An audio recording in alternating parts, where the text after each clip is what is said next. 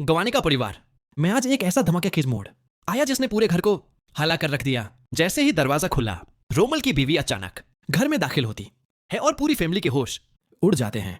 घर आते ही वो सीधा रूही को गले लगा लेती है और फिर तेजी से रूही की तरफ बढ़ती है। रूही परेशान होकर चीख उठती है, नाहर जी, ये औरत तो अपनी जान लेने आई है और रूमी की भी जान लेना चाहती है। पूरा परिवार हैरान रह जाता है।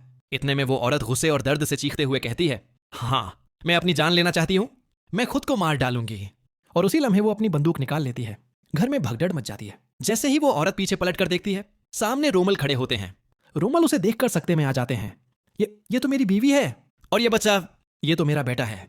पूरा सच अब परिवार के सामने खुल चुका था।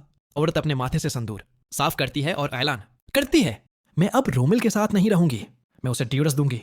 ये सुनते ही दादी और सोनी आपस में घबराहट से एक दूसरे को देखती हैं। वो रूही को जिम्मेदार ठहराते हुए कहती हैं कि रूही कभी नहीं चाहती थी कि उनकी बेटी खुश रहे, इसलिए वो उसे घर से निकालना चाहती थी।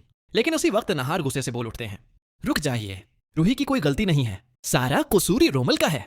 अगर आप लोगों की बेटी की जिंदगी बर्बाद हो रही है तो उसमें रूही का क्या कसूर?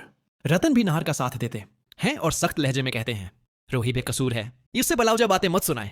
इसी किशमकिश में ओनी रोते रोते बेहोश हो जाती है। घर वाले फौरन उसके पास दौड़ते हैं, जबकि वो औरत अपने बेटे को लेकर घर से बाहर निकल जाती है। रोमल भी उसी के पीछे भागते हुए निकल जाते हैं। अब कहानी यहां आकर एक बड़े टॉस पर रखती है। आखिर रोमल क्या करने वाला है? क्या वो अपनी पहली बेबी और बच्चे का साथ देगा या फिर वो ओनी के साथ अपनी शादी बचाने की कोशिश करेगा? आपका क्या ख्याल है?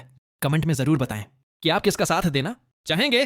अगर आप भी चाहते हैं कि रोमल और ओनी की जोड़ी बरकरार रहे तो कमेंट में जरूर लिखें, आई सपोर्ट ओनी।